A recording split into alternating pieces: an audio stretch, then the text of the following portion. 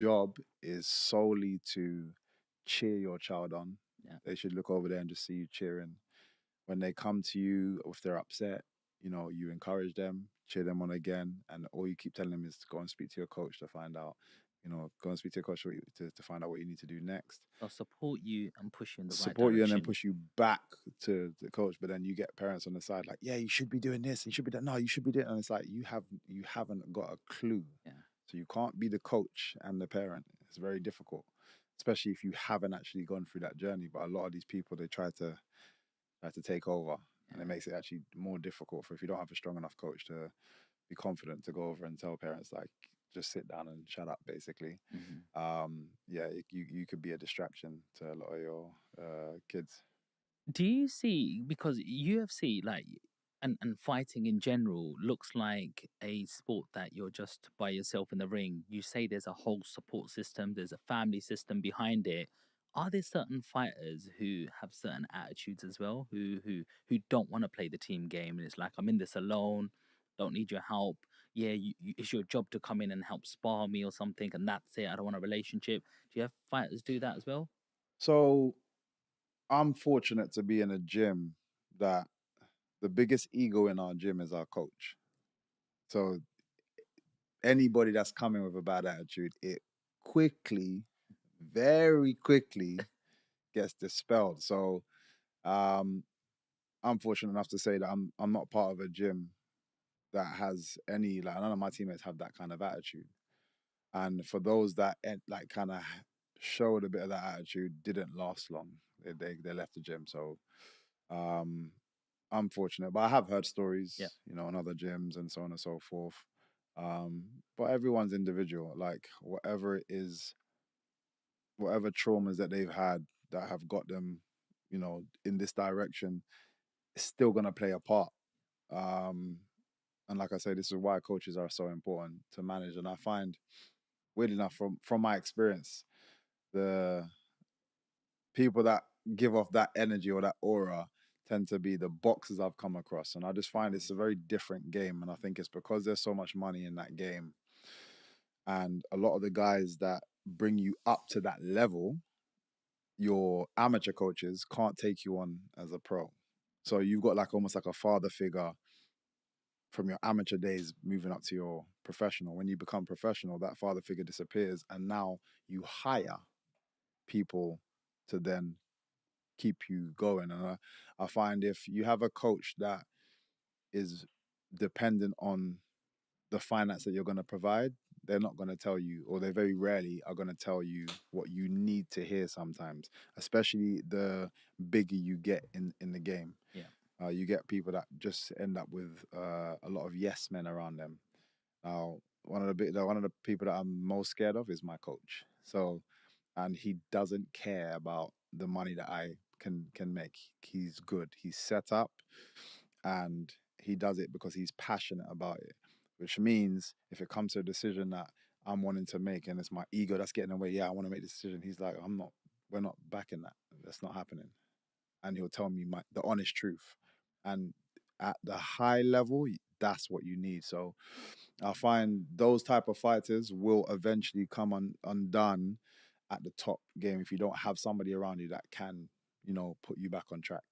Yeah, you need someone to keep you in Hundred check percent. because you Yeah, quickly think you're bigger than the yeah, coach, yeah, then the yeah. industry humbles you. Oh, 100%. So yeah, it's again each to their own, and I'm sure people can make it in however, but I say 9 times out of 10, it has to be done with somebody that's got your back, and I can 100. tell you exactly what you need to hear. Nice. Mike, last time you came was last May 2023. Hmm. A lot's happened since then. At that Yeah, at that stage, you was transitioning from Bellator. Talk to us. What's been going on? yeah. Like you said, a lot's happened. I'm trying to have a think where to start. Ask me. I'm terrible with that kind of stuff, so I'm trying to think. So the fights between then and now and the likes are literally last 12 to 14 months. Yeah, so my I've bare knuckle would be involved in that now. Mike Perry. Yeah, so the bare knuckle's involved in that. So What made that one happen? so weird enough, I had a fight that unfortunately I lost. It was a tough fight Very tough. stylistically, but I'm talking about the fight before the bare knuckle fight.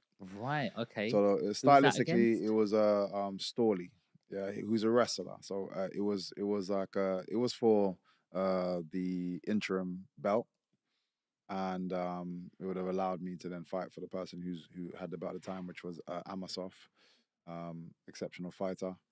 Um, and again, it was just a bit of a bore in the sense that he came in, and I find it a lot with my style and the way, the attributes that I have.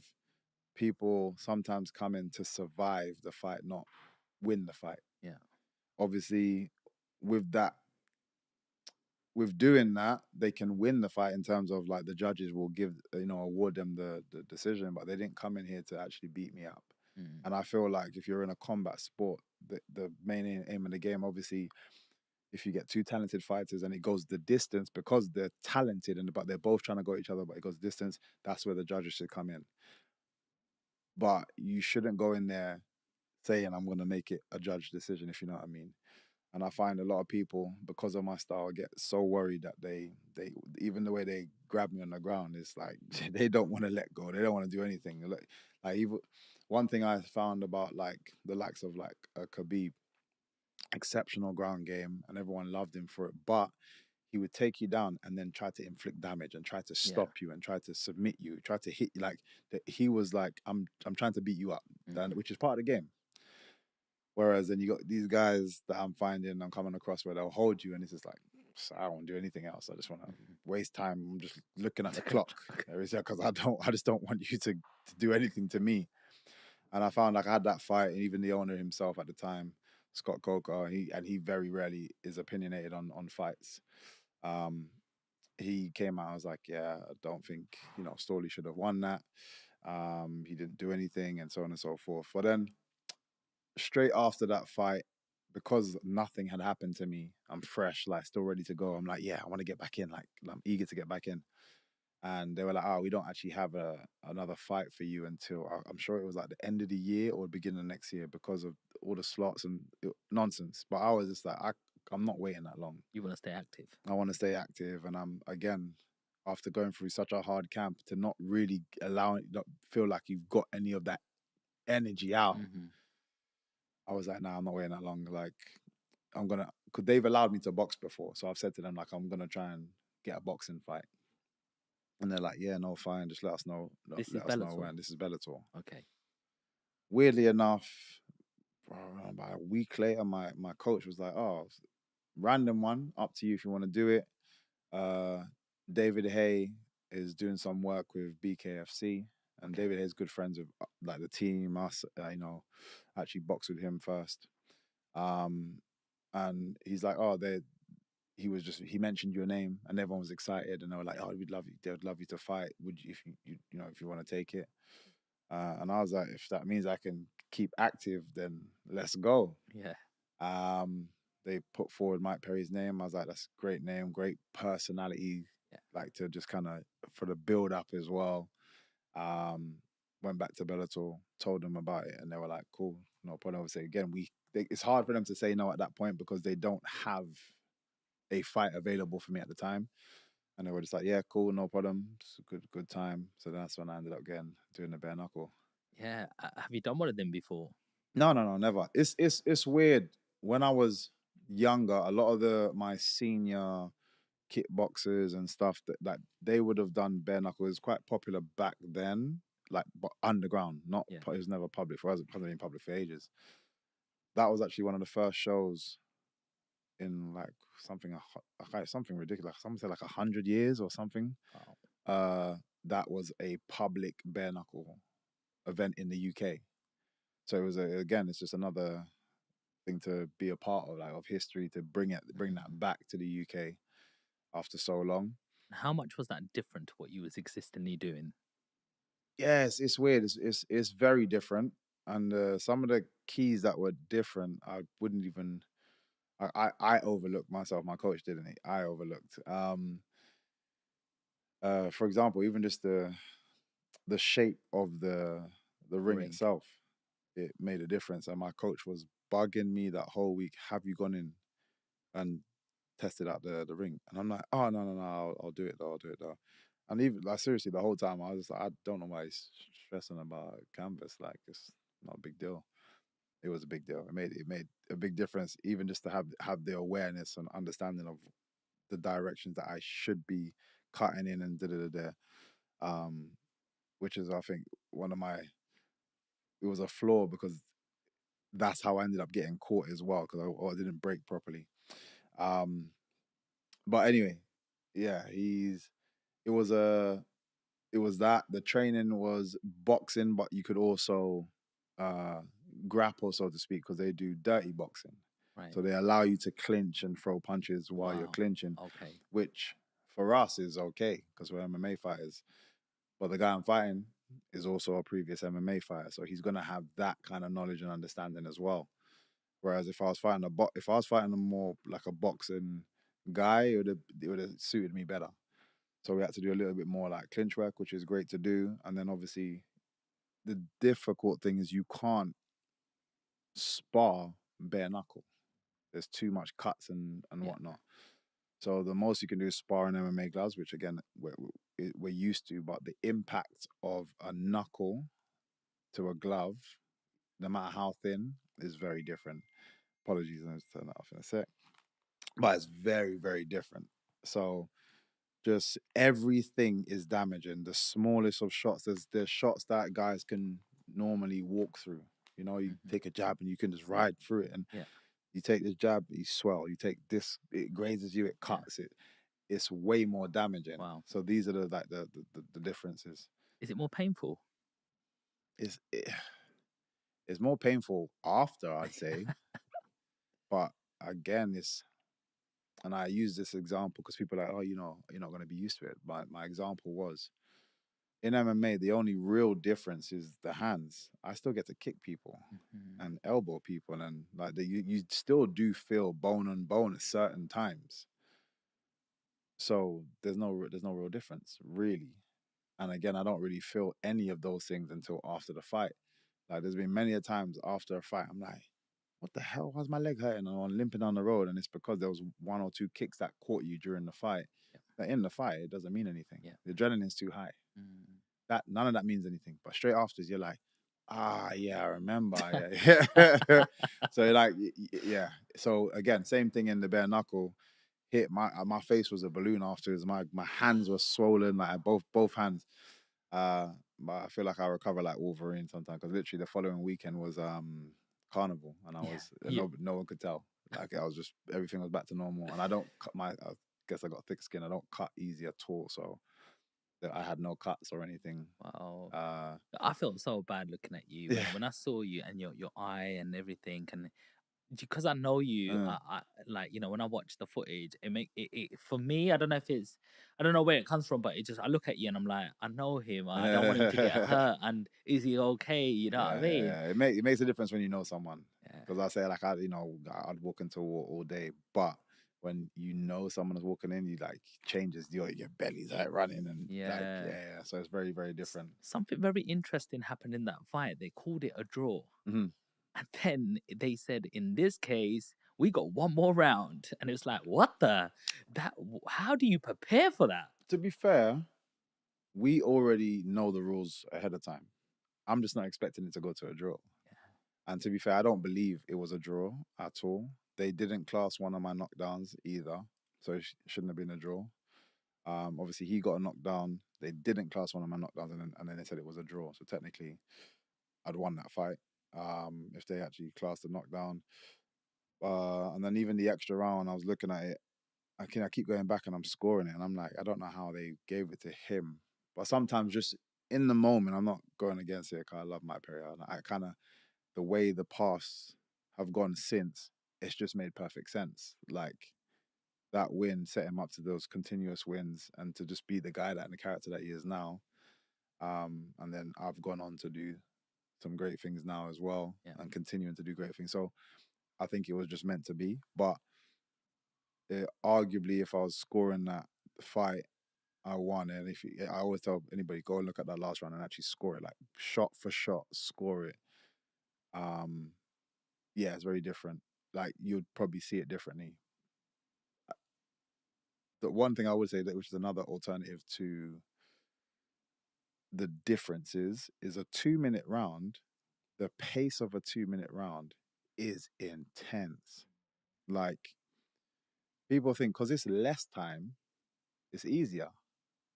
I'd actually prefer to do a 5 minute round because a 5 minute round you can take your time. Both sides, it's almost like a unwritten agreement. Like you're taking the time. There's a feel out process.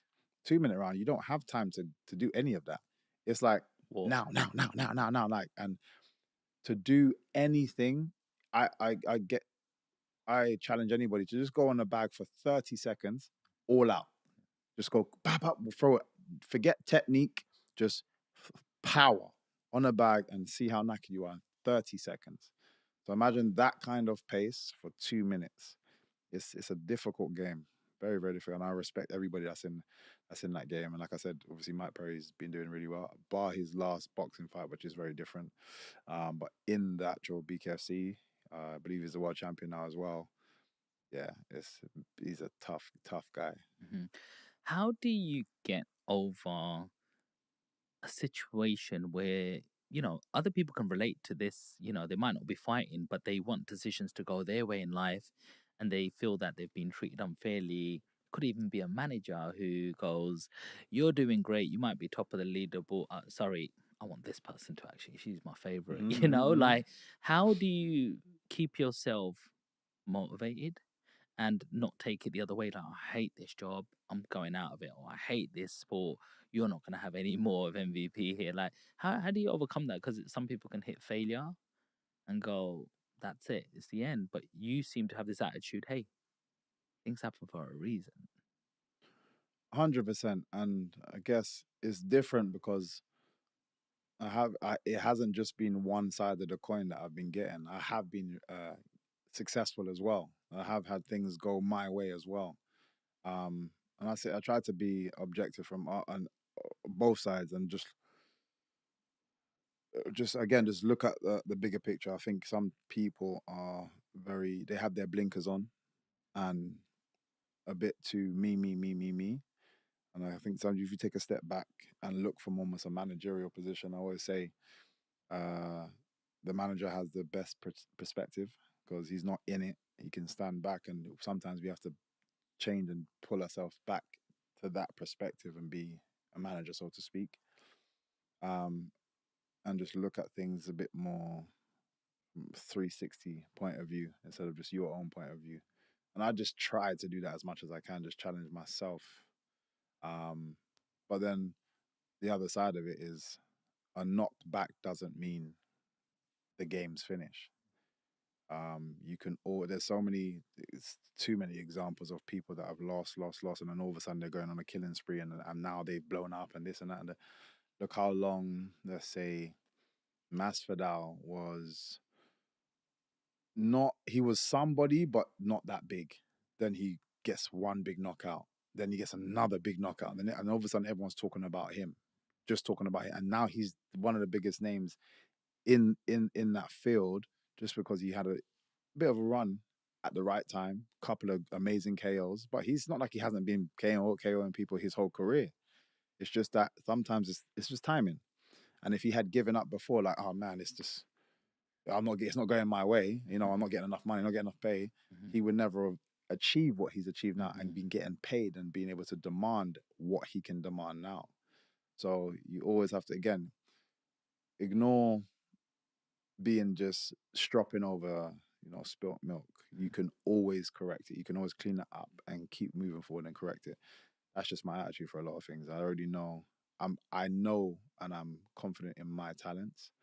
So I know that regardless of what happens here, I'll pick myself back up and I'll come back and then still progress. Nice. You said in the Mike Perry fight, one of the things that you overlooked was the ring. Mm-hmm. It reminds me of a situation where um, Tyson Fury was going to be fighting, I think, Vladimir Klitschko, Mm-hmm. and they were going to call the fight off because they said like the floor was like too springy or too soft or Mm-hmm. something. And everyone was like, why are you being ridiculous, etc. And he was like, no, I'm not going to do this. That's what he likes. Mm-hmm. That's perfect conditions for him. Mm-hmm. Do you agree that there are like some tactics that are going on in the background as well? Boxing more so. Because again, fighters have a bit more say, especially if it's you're partnered with the organizer, or it's, it's your show, so to speak. You're the favorite, blah blah blah. So there's definitely a bit more of that in boxing. MMA, no, not really. It's a lot more difficult to have things your way. But yeah, those things do make a difference. Like an easy visual for me to give people is in tennis. You have people on, is it the gravel, and then you have people on like the Stuff. turf. Some people are way better on one than they are in the other. So you see maybe even a drastic. They can play the same person, and it'd be such a drastic difference because of the terrain that they're on. Mm. And it's the same for us. Like he's saying, if he's not accustomed to such a spongy thing, it's going to sap his legs. He's going to get way more tired way more quickly. Therefore, he puts himself in a lot more danger against somebody so talented. So yeah, he's very right to be aware of these things. Some guys, especially again in boxing, it's down to the gloves. They're like, nope, you can't wear those type of gloves. You have to wear these Mm. gloves. And it's always normal. Like our managers and coaches will go into your changing room to watch you wrap your hands. No, we don't. We can't accept those wraps. Even down to the wraps, Yeah. you can't wrap it like that. It has to be done differently. No, you have to change the gloves. And there's a war that these are things that nobody sees. There's Mm. battles and arguments behind stage before you even walked out. Wow. So yeah, these things do matter a lot. And you need to have, again, even down to that side of things, you need to have a strong coach, strong team supporting you to make sure things are as much things are on in your favor. For example, there are guys that get to big fights, and I still don't understand how this happens, but they get to big fights. I'm gonna use myself as an example. One of my opponents, my past opponents, who was coming in for the weigh-in, he was chilling on the couch. So we all the fighters to kind of sit down and then one by one go up to do their weights. So this is before the public weigh-in. So he's chilling on the couch over there, and he just like cushed. He had his headphones on. He's just lying down. Da, da, da. So I'm like, yeah, this guy's obviously made weight. I've just finished making my weight, so I'm waiting to go on. I jump on the scales. Perfect. Boom. Bang on. No problem. Go and sit down. Uh, Go and start to rehydrate. One of the organizers comes over, speaks to my coach. My coach is like, nope, don't care. Not happening. So I'm like, what's happening? He come over to me. He's like, they're saying that he's dry, which means he's struggling he's not sweating anymore. And it's like a kilo and a half over. Now, we can, he's obviously, like I said, the fact that I've walked in and he's just chilling and not trying to even continue making weight says that he's like, just gonna go to, I'm gonna, because you get a 20% pay cut that goes to your opponent. So he's like, I'll accept the pay cut, is what he's going through, because the win means more sometimes. Mm. And that weight advantage makes a difference, because when we rehydrate now, remember, I've dropped down a little bit lower than you. When we rehydrate, you're that much bigger than me. So those small things play a part. And my coach is like, we won't fight. And it takes a strong person to be like, we've just done all of this, because not only are you disappointing the organization, but me as well. Your own fighter, again, if you've got a weak coach and they fall into that pressure of like, oh man, I know you've done all this. I've just made weight. I've just made weight as well. Stress and making weight is a headache. Stress my body out, stress yourself out to make the weight. And then he's like, we're not going to fight. You know what I mean? It's like, Mm-hmm. yep, no, we're not going to fight. And that's it. It's like, all that work that you put in, it's very difficult to say to somebody, especially when the opponent's there. It's like, oh, I don't, as a fighter, it's like 2 kgs don't mean nothing. Yeah. I don't, 5 kgs don't mean Yeah. like I just want to fight. Yeah. But you need people in your corner that's going to be like, we're not having that. And we made him make that weight. Wow. He sat there, watched him for 2 hours, stressing himself out that much more before the fight. And he made the weight, of course, had to do it. And obviously, he's going to be that much more flat now. It's actually U-turned on him. Yeah. Because I'm sure he's obviously accustomed to people just give it like, okay, no problem, I'll just take the fight. Yeah. And yeah, these small things are important. What was the outcome of that then? Oh yeah, I won the fight. Yeah. We got the win, bro. I won the fight. So, but yeah, like I said, it's just there are some people that to play those kind of tactics. I never understand unless it's like a really last minute fight. I never understand when fighters. I find it just so unprofessional when a fighter can't make weight. I know how difficult it is to make weight, but if you've accepted the fight with you understand the time frame, it's your fault. Regardless of how Yeah. difficult it is, it's only your You've had to fault. go through it. You've had everyone goes through it. You're doing exactly the same thing as me, and what makes it even worse is in the build up to the fight, because we're getting close now. Let's say even the last week when everybody's now let's say we're in the States, where both fighters are in the States.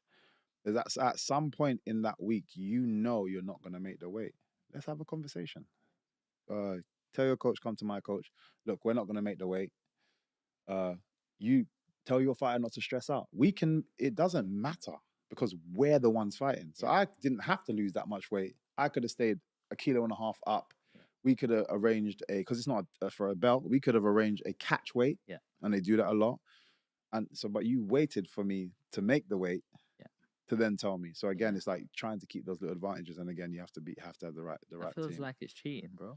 Yeah, again, every little advantage helps. And if your team, are used to getting away with something, they're gonna try it again. Are there a certain type of fighters that try and do these tactics? It happens all the time. I can't name random people, but it happens. It happens all the time. Yeah.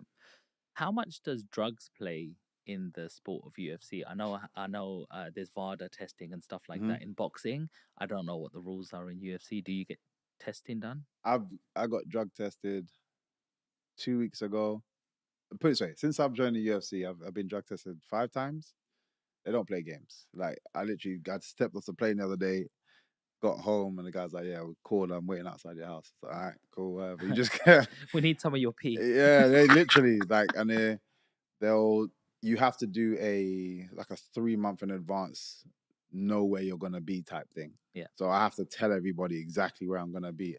I don't know where I'm gonna be week to week, so that's difficult for me. But I try to do that generic. So as long as I haven't gone too far, they have a certain time frame that if they've called you, that you have to get over to them. So it's, God forbid I was to get called right now. It's like I got to go back across London to go and, but then he'd have to wait because it's like, I've stepped out. Things can happen, but they mark it all down. So it again, I'm sure there are ways to get around stuff because that's only human for people to think about. But it's very difficult. It's very difficult. So yeah, I don't see it's too much of a problem issue now. Back in the day, yeah, it was. Okay. So you've gone from Bellator to bare knuckle fighting, and then from there, did you have any more fights, or did you go straight into UFC? I had one more fight. So it was cool the way it kind of worked out because having that bare knuckle fight sent alarm bells across MMA because everyone's like, "Oh, he's a free agent." Right. Not realizing Bellator allowed me to do a fight, and I was still contracted to Bellator. Right. But it meant everybody showed their hand very quickly. So I had contacts from the UFC, contacts from the PFL, contacts from this. Like everyone's like, "Yo, what's going on? What's going on?" Like everyone's like, "Oh, is he free? Is he free? We want to talk to him. We want to talk to him." And it's like, "Oh, he's not." But we'll get back to you as soon as it's like, well, now we know you're interested. Now you know you're curious, which was, it wasn't intentional. It just so happened to land that way, but it worked out really well for me. So I went back. I had one more fight after that, which again, I damaged a guy. That in bare knuckle or that was in MMA back in Bellator. Okay. It lasted 26 seconds or 27 seconds, something like that. But again, and I don't know how I keep doing this, but it's not intentional, I swear. But I landed a kick on a guy, and it split his patella, his knee, basically just. I don't get it because I don't feel like I'm that tough. I'm a bit bony, but I don't feel like I'm that tough. You but ripped Cyborg's that's what I head mean. apart, Like I just feel like I'm bony or something because even like the kick on the guy's nose, I've never seen a guy's nose break like that. They're just things that have happened. Unfortunately, it hasn't been to myself, but there's things that has happened that, like injury wise, that's just been wild to me. Like I don't get, and I got it. Blessings to him. I stayed in touch with him as well, just to kind of see how he's getting on. He's not only has he made a full recovery, he's already had 2 like a year later. He's had two MMA fights back. He won his first one back, and I think he just lost his second one, but it was like decision. So like, but he's good. So it's good to see. How do you